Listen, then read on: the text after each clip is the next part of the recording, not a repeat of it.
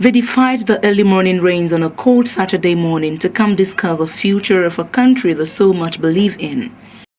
These are alumni members of the School of Media and Communication of the Pan-Africa University, Lagos, who recently played host to the Director General of the National Information Technology Development Agency, Professor Cleopas Angaye, who has come to speak on the topic, the role of ICT in the transformation agenda and job creation, as part of a regular breakfast forum organized by the SMC alumni.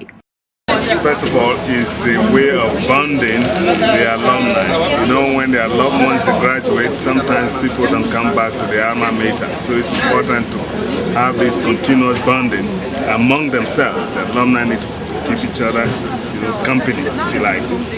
But also it allows us to invite others who are really critical to the industry, to the various aspects of the industry we deal with. For instance, media, communication industry, the creative sector in general, and also people who are important to our country. We invite them, let them have a conversation with the alumni and with our faculty, staff, and students. Beginning with an overview of science and information technology, Angaye affirmed that although ICT offers huge potentials in the area of education, health, and agriculture, Nigeria is yet to tap into these opportunities. First of all, the student itself. Now, information is so even data itself is so scattered everywhere. If you go to the internet, which is actually the most, populous area where you can actually gather facts to make sense, you need to have some guidance. Lesson notes in some universities, there are lesson notes that are there which students can actually use.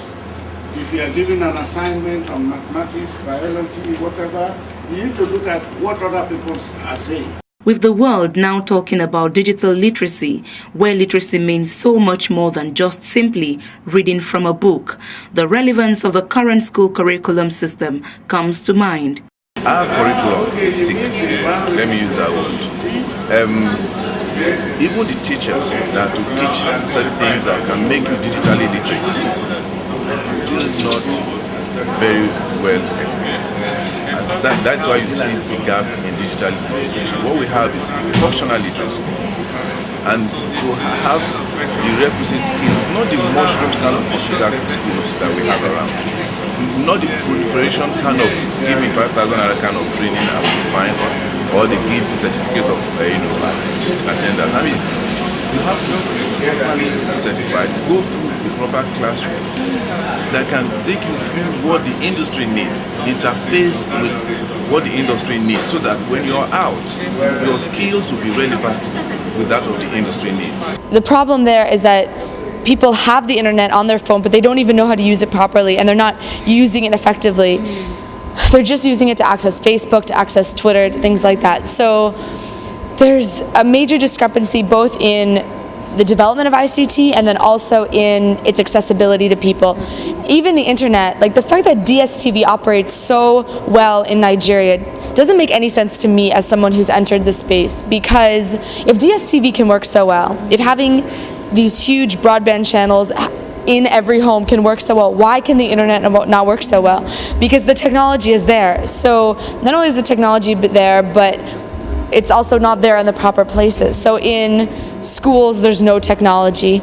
In children's homes, there's no technology. The only technology that they have is in their hands, and even then, they're not doing anything in educational or professional, like productive. With so much worry on their faces, these young people seek to know what NIDA is doing in ensuring that they are adequately equipped with relevant skills to face a new world order, where knowledge and not certifications rule. Their teacher, the Dean of the School of Media and Communication, Professor Emevo Biakolo, is even more worried. Nigeria is still one of the countries with the highest illiteracy rate in Africa. Let's not even go to the world. In Africa, we still have one of the highest rates of illiteracy. And how do we use ICT to raise this population to the level, at least a minimally acceptable level of literacy?